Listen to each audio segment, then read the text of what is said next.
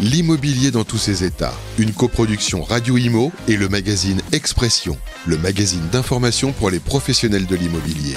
Une émission présentée par Alexandra Blanc et Fabrice Coustet en partenariat avec Guy Hockey. Bonjour, bienvenue à tous, bienvenue sur Radio Imo pour ce tout nouveau numéro de l'immobilier dans tous ses états, une émission coproduite par Radio Imo et Expression, le magazine des professionnels de l'immobilier, et en partenariat avec Guy Hockey. Vous le savez, chaque mois, on part à votre rencontre, vous les pros, pour décrypter les problématiques, trouver des solutions, échanger ensemble durant cette demi-heure d'émission. Pour animer, je suis en compagnie d'Alexandra Blanc. Bonjour Alexandra. Bonjour Fabrice, vous allez bien ? Très bien. Et vous, alors dites-nous, qu'est-ce qui nous attend au sommaire de ce numéro? Eh bien, un an après le premier confinement, on va faire un bilan, le bilan du marché. Alors, comment se comporte l'immobilier dans les territoires, notamment dans les Bouches-du-Rhône ou encore dans le Grand Est? Eh bien, on va savoir si les prix ont flambé avec l'afflux des Parisiens qui ont eu tendance à investir dans les territoires pour s'éloigner un petit peu de Paris, ou alors est-ce que ces prix, au contraire, ont chuté avec la crise économique qui s'annonce, un magasin fermé. Vous êtes nombreux à avoir perdu votre emploi. Alors justement, on va faire le point sur une région en particulier, c'est le Grand Est. Et souvenez-vous, le Grand Est qui avait donc été sévèrement touché par la pandémie il y a un an, jour pour jour. Et pour nous accompagner justement et pour témoigner, on va accueillir notre grand témoin du jour, Cédric Lavaux. Bonjour. Bonjour. Vous êtes donc le président de la Chambre Offline-Moselle, mais également le vice-président du fichier À mes pieds. On est ravis de vous retrouver donc aujourd'hui. Et Stéphane Fritz, bien évidemment, le président de Guy Hockey, qui nous aidera donc à faire ce bilan un an quasiment jour pour jour après le premier confinement. Ça va Stéphane? Ça va très bien, messieurs, je vous remercie. Vous allez bien? Bon, et puis on va démarrer tout de suite donc ce bilan un an après, l'immobilier dans tous ses états. C'est parti. L'immobilier dans tous ses états. L'édito. Et pour poser les bases du sujet, on va se tourner vers notre éditorialiste maison. Bonjour Christophe Bordet, comment allez-vous? Mais très bien, et vous? Très bien, je suis ravie d'être à vos côtés aujourd'hui. C'est réciproque. Alors, on est quasiment un an, jour pour jour, je le disais, après le premier confinement. Et donc, c'est l'heure du bilan. Quel impact, Christophe, dans l'immobilier, surtout dans les territoires? On ne s'intéresse pas vraiment à la région parisienne aujourd'hui, mais plutôt à ce qui se passe globalement sur l'ensemble des régions françaises. C'est bien ce que j'avais cru comprendre, effectivement. Vous me demandez, en quelque sorte, si la ruée vers la campagne et les villes moyennes, la redécouverte de nos territoires par les Parisiens avec cette épidémie de Covid et ces confinements, ça ne risque pas d'être comme le soufflé au fromage trop tôt sorti du four qui fait splash. Alors, pour tenter de vous répondre, j'ai choisi de vous parler d'un département que nous adorons tous ici autour de la table, la Nièvre. Le 13 mai 2020, 2 jours seulement après la fin du premier confinement, la ville de Nevers, ville chère au cœur de notre ami Stéphane Fritz, et Nevers agglomération d'ailleurs, lançait sur France Télévisions un spot de 20 secondes intitulé « Destination Nevers » avec ce slogan « Pour un jour, pour toujours ». Ça fait toujours du bien d'y croire, en tout cas. La volonté était claire, attirer de nouvelles populations, mais aussi de nouveaux porteurs de projets. Un an après, difficile de mesurer les retombées exactes du spot télé, mais ce que l'on constate, c'est un regain d'intérêt pour l'immobilier dans la Nièvre et à Nevers, et une demande de porteurs de projets qui est en forte progression. Entre le 28 juin et le 24 juillet 2020, un questionnaire a été mis en ligne et relayé par le site internet Paris Je te quitte. Eh oui, ça existe, voilà. Bon. Pour sélectionner des familles, 573 familles ont participé à l'opération. Au final, 58 ont été accueillis dans des gîtes financés par 10 communautés de communes, avec un accompagnement personnalisé mené par des acteurs locaux, touchant à tous les aspects de leur installation, hébergement, emploi, cadre de vie, etc. À ce jour, 19 familles ont enclenché un processus d'installation dans la Nièvre. 13 projets d'installation seraient déjà particulièrement avancés. Ces familles sont déjà en recherche active d'un bien immobilier qui, pour 4 d'entre elles, s'est déjà concrétisé. Parallèlement, elles assurent les démarches professionnelles afin de trouver un emploi dans la Nièvre, dans des secteurs variés, l'administration, l'informatique, le tourisme par exemple. Pour attirer le chaland, l'opération Essayer la Nièvre n'a pas manqué d'inclure un argument de poids, le prix moyen du mètre carré à la vente. 1 000 € contre 11 000 € en moyenne à Paris. Cet atout pour l'acheteur, évidemment, a prouvé son efficacité en 2020, selon les témoignages des professionnels de l'immobilier dans la région. Malgré plus de 3 mois de confinement sans visite, eh bien certains ont mieux vendu en 2020 qu'en 2019. Reste à savoir si effectivement les métropoles mondialisées, où nous sommes tous les uns sur les autres à longueur d'année, ont du plomb dans l'aile pour un bon moment. J'ai envie de vous dire, oui, si les territoires comme Nevers, par exemple, apportent mobilité, services à la hauteur des espérances et du quotidien de ces nouveaux ruraux, les néo-ruraux, et non, s'il faut faire évidemment 15-20 km pour aller au restaurant ou dans un cinéma. Bref, observons et nous verrons, parce qu'il y a un moment, il faut que je vous le dise, je ne suis pas Madame Soleil. Voilà. Merci Christophe. Allez, tout de suite, on passe au grand débat. L'immobilier dans tous ses états. Le grand débat. Un an après le confinement, donc c'est notre thème du jour. Où est-ce qu'on est né dans les territoires? Notre grand témoin, Cédric Lavaux, merci d'être présent. Merci pour l'invitation. Vous avez pris le TGV, du coup, vous êtes venu malgré les risques de ne plus pouvoir partir, parce qu'on est bloqués, nous, à Paris, et dans cette histoire. On vous fera une attestation. La Moselle est un peu en sursis en ce moment. Oui, la Moselle en sursis. On peut taquiner tout de suite? Allez, vas-y, c'est parti. C'est extraordinaire cette émission, parce que on n'a pas abandonné le narcissisme parisien. On s'intéresse au territoire quand le Parisien se déplace dans les territoires. C'est incroyable. C'est pas faux. On est parti du principe que, sur toutes les analyses des journalistes, on analyse l'immobilier français en partant des données statistiques de Paris, en considérant que Paris est représentatif du marché français et que le territoire est un micro-marché, alors que c'est tout l'inverse dans la vraie vie. Paris est un micro-marché et le territoire français réussit à globalement pouvoir faire des conclusions et des comparaisons et des chiffres qui sont beaucoup plus révélateurs que les statistiques parisiennes. Mais c'est pour ça que vous êtes là, Cédric, c'est-à-dire qu'on voudrait savoir, nous, alors il y a ce prisme parisien qui fait que, effectivement, nous on est journalistes à Paris et on voit quand même cet exode. Il suffisait de voir vendredi dernier à l'annonce du confinement, les gares étaient pleines, de bouchons sur la route, ça ressemblait vraiment à un exode. Voilà. Tous à l'ouest. Non mais c'est vrai, c'était ça. Peut-être. Mais ce qu'on voudrait savoir aussi, c'est si finalement ce confinement, puisqu'il a touché tout le monde, ou même ces nouveaux modes de travail, de télétravail par exemple, c'est pareil à Metz, c'est pareil à Nancy, etc. Est-ce qu'il y a aussi eu un effet où les gens qui étaient en centre-ville, mais même dans des moyennes villes, des moyennes agglomérations, se sont dit « je vais aller voir à 10 km de chez moi si je ne vais pas avoir un peu plus grand, un peu plus d'espace, un peu plus de verdure, puisque ce sont les attentes des Français ». Il faut considérer deux problématiques. La problématique de la gestion de crise, donc des réactions à apporter dans l'urgence pour pouvoir faire continuer à tourner nos entreprises. Et puis ensuite, comment les Français et le monde de l'entreprise en général va s'adapter de cette situation sur une organisation beaucoup plus pérenne, ce qu'il va en retenir et ce qu'il va abandonner. Aujourd'hui, on se rend compte que dans les adaptations, malgré la réticence du monde de l'entrepreneuriat et surtout des entrepreneurs, des patrons, qui ont une peur, il ne faut pas se le cacher, de ne pas maîtriser leur environnement entrepreneurial quand les salariés sont à distance, finalement, ça fonctionne. Pas pour tout, mais ça fonctionne pour un certain nombre de postes et pour un certain nombre de professions. Par contre, on se rend compte aussi à l'inverse que quand les personnes ne se voient plus, il manque l'humain qui va faire que cette dynamique de groupe va porter un frein aux performances de l'entreprise parce que l'autre va nous manquer, cette rencontre, cette discussion en face à face. Vous m'avez proposé d'être votre invité par visio, ça ne m'intéresse pas. À un moment donné, on a besoin de se voir, on a besoin de se rencontrer. Il y a des choses qui passent, qui ne passent pas en visio alors qu'on a l'image et le son. Et donc, je pense qu'il va falloir apporter un peu de nuance à tout ça. On est bien obligé de s'adapter à cette situation de crise et de faire tourner nos entreprises. Il va y avoir du bon, il va y avoir des choses que l'on va retenir, mais je pense que les fondamentaux de pouvoir nous reconcentrer sur l'humain et de prendre conscience que l'organisation humaine, le groupe, est primordial et ce qui fait de nous des animaux dotés d'une parole pour pouvoir communiquer, sont aussi des révélateurs d'importance sur ce qui se passe aujourd'hui. On le voit sur les visites dans notre métier. C'est super les visites virtuelles.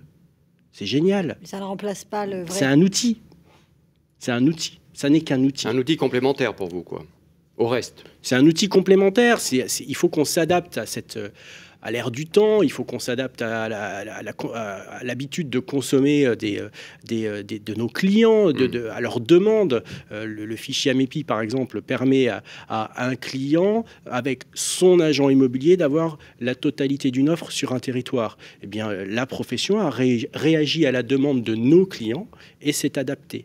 Eh bien, nos entreprises vont devoir aussi réagir à la demande de nos salariés, de nos clients, et de s'adapter et d'être performants par rapport aux outils. Sauf qu'à un moment donné, avant cette crise, on a cru que ces outils allaient venir remplacer tout ce qu'on avait fait jusqu'à maintenant.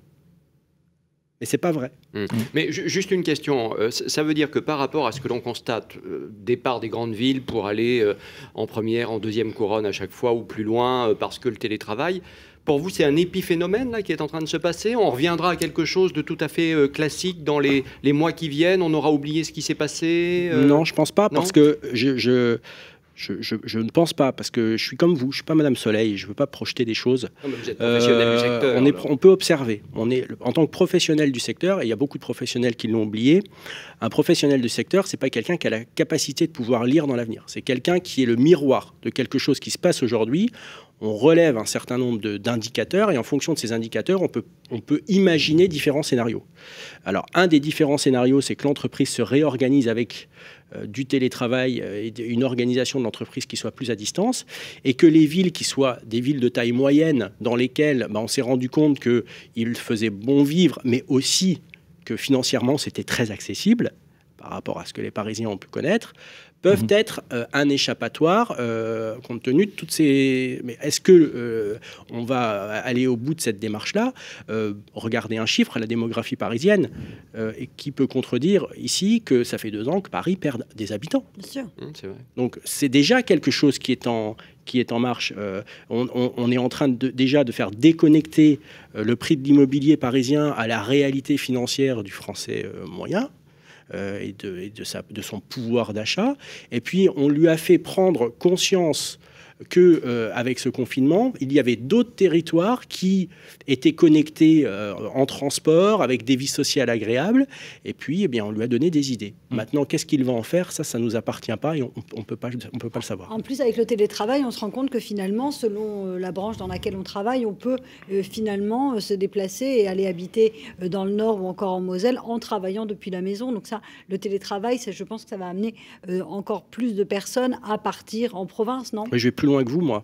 Ça peut aussi dire à certaines entreprises que sur certaines plateformes techniques, à 1h30 de TGV de Paris ou de Strasbourg, on peut inverser la tendance. On peut avoir des plateformes avec des salariés qui soient connectés à 1h30 de Paris sans forcément qu'elles soient à Paris. Donc je pense que ça peut aussi inciter des entreprises à pouvoir aller...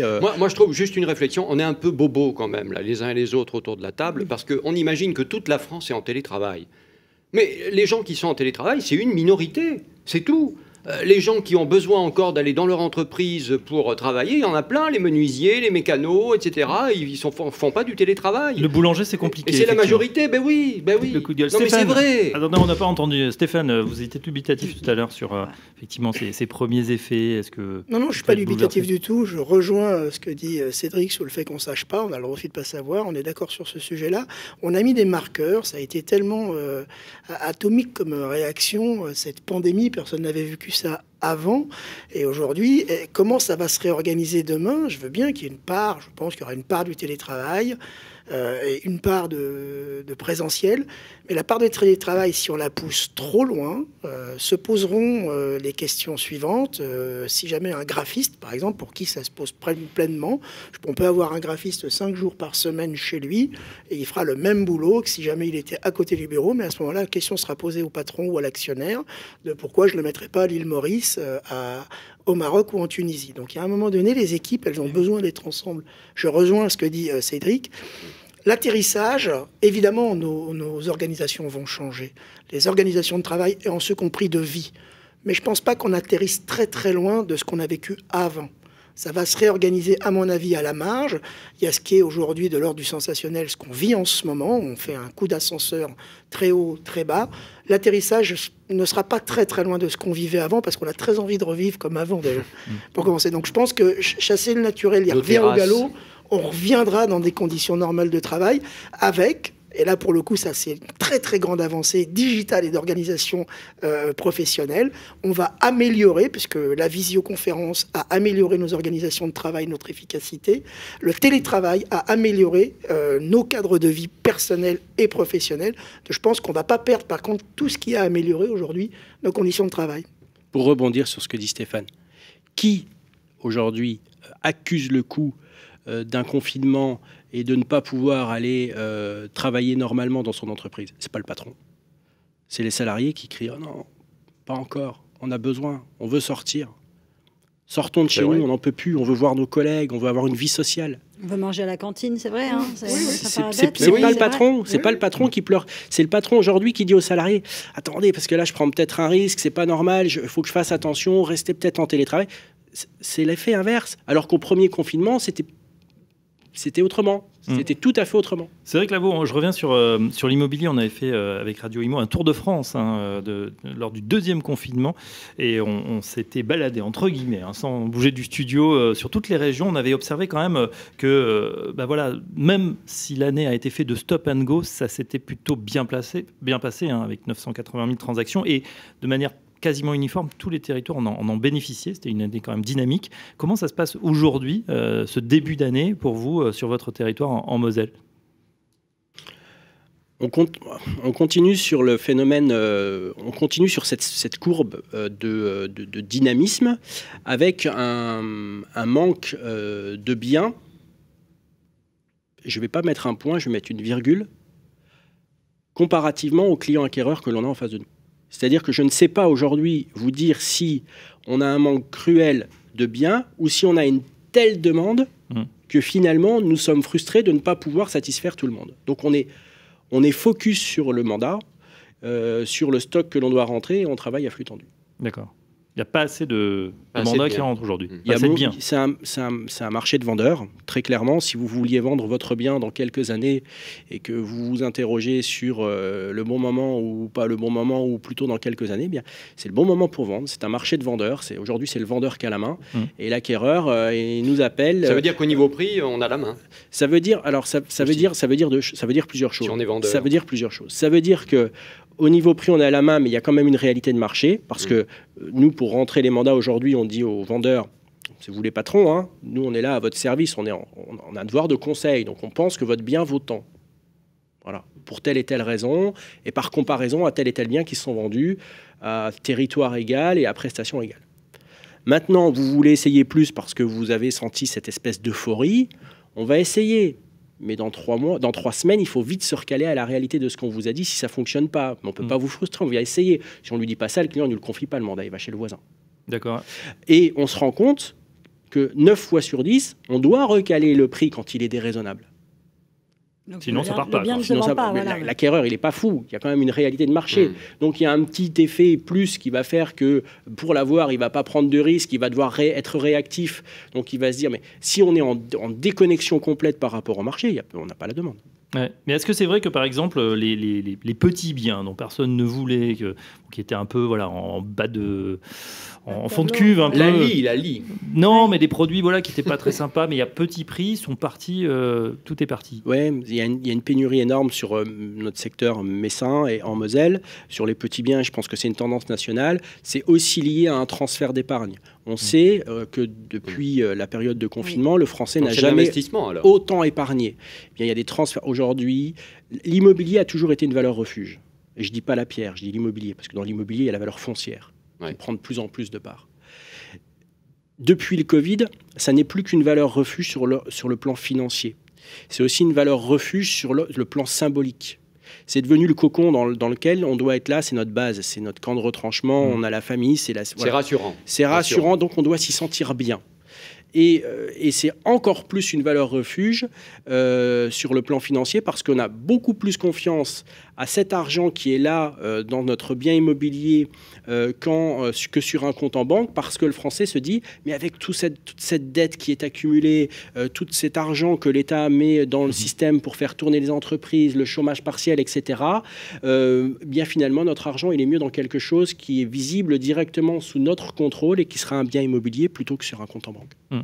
Oui, c'est très vrai. Stéphane, c'est quelque chose que vous observez, cet aspect valeur refuge, placement, quand finalement il n'y a pas d'alternative. On l'a vu, bourse très volatile, 2020, même si on a repris les niveaux de pré-crise, il fallait quand même avoir le cœur bien accroché. Les livrets, apparemment, l'argent s'entasse en ce moment, pour ceux qui ont leur salaire et qui ne peuvent pas le dépenser, sur les livrets ou même sur les comptes courants. Du coup, la pierre, ça semble, si on a un petit bas de laine constitué, ça semble intéressant. Alors, plusieurs questions en une. Oui, la pierre, ça a toujours été une valeur refuge et ça le sera encore demain. Même si aujourd'hui, quand on pose la question à la finance, elle explique qu'il n'y aura pas de bulle, ni boursière, ni économique, il n'y a pas de bulle. En réalité, on ne sait pas s'il va y avoir une bulle ou pas. Donc, ils sont dans leur rôle de pouvoir rassurer les marchés. Aujourd'hui, il y a une valeur qui est refuge pour les Français, c'est celle de la pierre. Et pour parler aujourd'hui de la dynamique marché, qu'elle soit en Moselle ou même partout en France, c'est assez paradoxal parce qu'on constate une vraie dynamique marché forte. Nous, on est à plus 4% de mandats en plus. Bon, c'était sur un marché tendu déjà l'an dernier. Plus 4%. Depuis le début de l'année, là. Depuis le début de l'année. Et plus 11% de projets d'acheteurs. Ah oui. Donc, il y a une pression qui, aujourd'hui, ne dit pas que les prix vont baisser. Donc, les prix ne vont pas baisser. Et normalement, avec toutes les annonces qui s'entrecoupent, on annonce des moins 30, des moins 15... Les vendeurs devraient se précipiter à vendre et les acheteurs devraient freiner en se disant si j'achète aujourd'hui cher alors que ça va baisser dans 6 mois, eh ben non. On se retrouve avec plus d'acheteurs encore que l'an dernier, un marché d'un dynamisme qui fait... Et je pense qu'il faut en plus, et Cédric en a bien parlé, l'épargne qui s'est constituée pendant toute cette année, il faut s'attendre et dire aux agents immobiliers, attendez-vous à une reprise assez forte. Je ne sais pas comment elle atterrira, mais je pense qu'on aura une reprise forte à la sortie de cette crise. Cédric Lavaux. Une bulle... Tout le monde parle d'une bulle, sans vraiment savoir ce que c'est. Une bulle nécessite une spéculation. Nous ne sommes pas dans un marché spéculatif. Donc il doit y avoir raisonnablement un maintien des prix pour ne pas faire déconnecter le Français acquéreur de son pouvoir d'achat, et aussi pour ne pas rentrer dans un phénomène spéculatif qui pourrait être, à plus long terme, très, très, très dangereux pour nous. Pour le secteur et pour l'économie en général. Maintenant, je suis convaincu que l'immobilier en tant que tel, si c'est identifié aujourd'hui comme une valeur refuge par les Français, c'est pas un hasard. Si vous prenez toutes les courbes des prix de l'immobilier depuis la Seconde Guerre mondiale, vous ne trouverez, donc ça commence un peu à dater, on a un peu de recul, vous ne trouverez aucune période de plus de 10 ans sur lesquelles on constate une baisse. Ça n'existe pas. Donc ça veut dire que l'immobilier pour le particulier est un placement, quoi qu'il en soit, à long terme, gagnant. Il faut garder en tête donc ce placement long terme aussi, comme d'autres. Je me dis que les prix continuent, grimpent, jusqu'où on va aller. Parce que, par exemple, en Moselle ou à Paris, on est nombreux, il y a beaucoup de monde qui ne gagne pas des milliers des cents. Donc, quand on voit, en Moselle, c'est un peu moins cher, beaucoup moins cher qu'à Paris, mais il y a un moment, les gens ne pourront plus acheter. Est-ce que le fossé ne va pas se creuser entre ceux qui pourront et ceux qui peuvent se permettre d'y aller, quoi? C'est ça la question. C'est ça la question que je me pose. Non, c'est toujours adapté, à mon sens. C'est toujours adapté en fonction des secteurs et on a la possibilité d'avoir justement tous les prix entre le narcissisme parisien dont on parlait tout à l'heure. Mais il faut juste se rappeler, là où on habite, c'est là où se concentrent tous les cœurs des centres administratifs, les centres économiques, les centres culturels. C'est ici que se concentre ça. Donc dans les grandes agglomérations et dans leur périphérie, aujourd'hui, et un peu moins en campagne. Mais c'est vrai que pour ça, on se retrouve avec un prix mètre carré à 1 000 euros à Nevers. Mais c'est compliqué d'aller à Nevers et puis vous n'y trouverez pas tout le temps tout. Il faut savoir qu'en point de vue de la culture, par exemple, 30% des théâtres sont à Paris. 30% des théâtres français sont à Paris. Donc aujourd'hui, à chaque fois, ce qui va être intéressant, c'est de voir, la BNP se déplace, je crois. Le siège de la BNP se déplace en première couronne parisienne. Oui. Là, il va y avoir un dynamisme et là, ça va embarquer des gens. C'est quand les entreprises vont commencer à s'externaliser, justement, à partir des grands centres, qu'on va voir, on va réaménager le territoire. C'est le souhait de tout le monde depuis déjà plus de 30 ans, de réaménager le territoire, d'arrêter de construire vertical et d'étaler un peu plus horizontalement et de couvrir un peu plus les zones. Mais aujourd'hui, la réalité, c'est qu'il va falloir construire vertical pour pouvoir alimenter l'offre. Il va falloir le faire, inclusif et soucieux de l'environnement, bien évidemment. Mais il va falloir faire du vertical autour des grandes agglos pour loger tout le monde. Sinon, on n'aura toujours une Entre pression. nous, sur le vertical, des il y a prix. quelques années, on a dit stop, hein, on ne veut plus de vertical, c'est trop haut, c'est trop moche, etc. Puis maintenant, on revient vers ça. Oui, notre métier, nous, c'est de l'ancien, et pourtant, on défend aujourd'hui le neuf. C'est le neuf qu'on défend. Si on a envie demain que la pression des prix baisse un petit peu et qu'on puisse s'occuper réellement du pouvoir d'achat des Français, il nous faut aujourd'hui réduire les délais dans le neuf, permettre de construire vertical, libérer les permis de construire.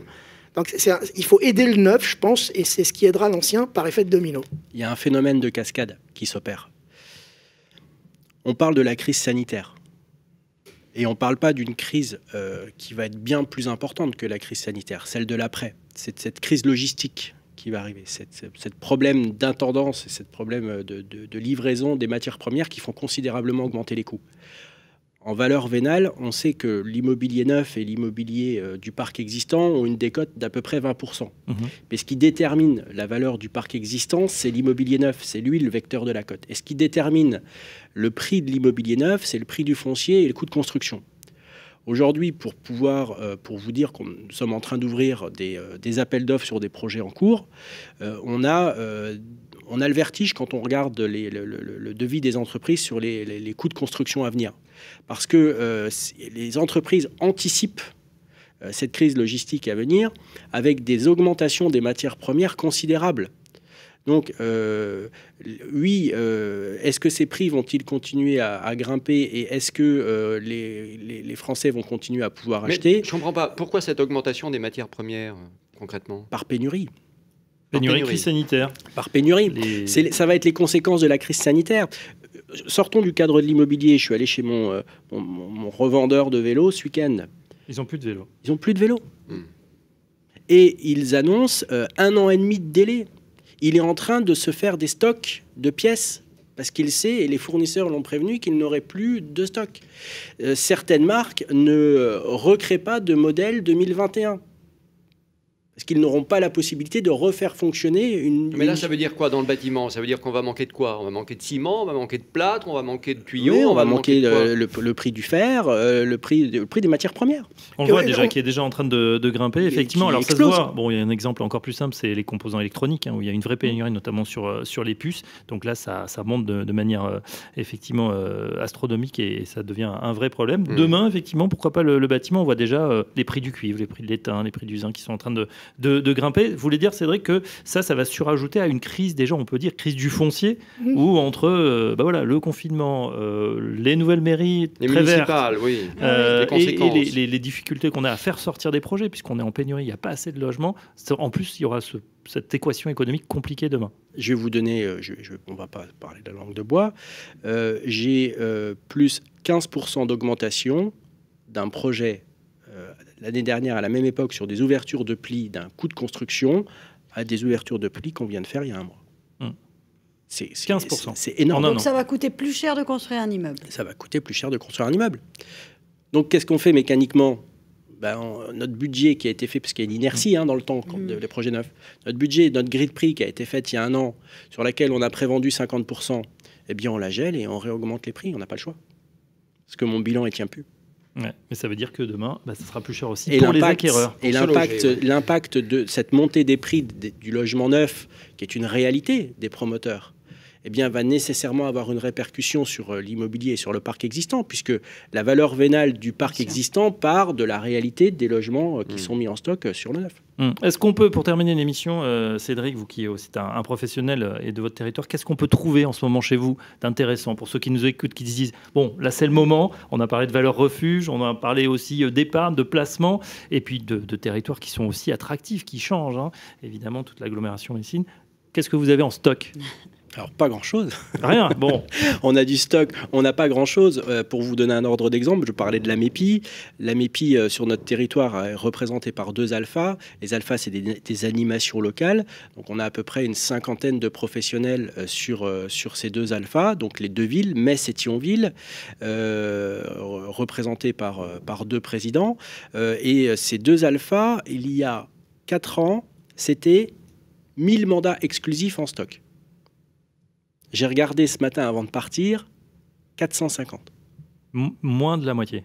Moins de la moitié. Donc ça veut dire qu'il y a un manque de stock. Mais 450, c'est quand même pas zéro. Donc on peut trouver du pavillon quand on est en agglomération Messine, en première couronne Messine et jusqu'à deuxième et troisième couronne. On a une clientèle qui va s'intéresser à du pavillon. On peut trouver aussi des magnifiques appartements en hypercentre. Il y a un peu de tout. Hein. On n'est pas sur une pénurie. Sur un pavillon, on est à combien environ? Pavillon, c'est quoi, 80 mètres carrés? Avec un bout de jardin? Alors, sur un pavillon, qu'on va dire de ville, de 90 mètres carrés, parce que nous, c'est du tout petit pavillon. Hein, à Metz, un pavillon de 90 mètres carrés, on n'a pas en dessous. Hein. 90 mètres carrés, un pavillon de ville dans le neuf, en première agglomération Messine, on va être aux alentours de 300 000 euros. Bon, et l'hypercentre, du coup?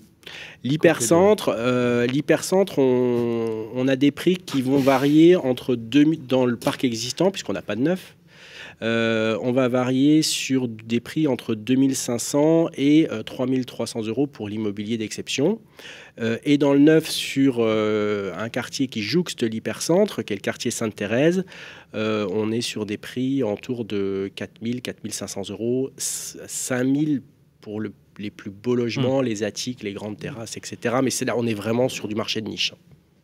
Très bien. Eh bien, écoutez, voilà, ce petit focus sur les territoires, c'était important. Merci Cédric pour votre petit coup de gueule. Et oui, on était ravis de vous avoir en face à face et en réel, en chair et en os sur le plateau. Merci à notre chroniqueur Christophe Bordet. Avec plaisir. Rédac-chef de Territoria. Écoutez Radio Territoria. Absolument.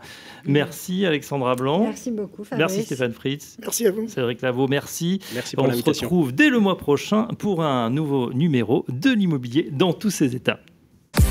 L'immobilier dans tous ses états, une coproduction Radio Imo et le magazine Expression, le magazine d'information pour les professionnels de l'immobilier.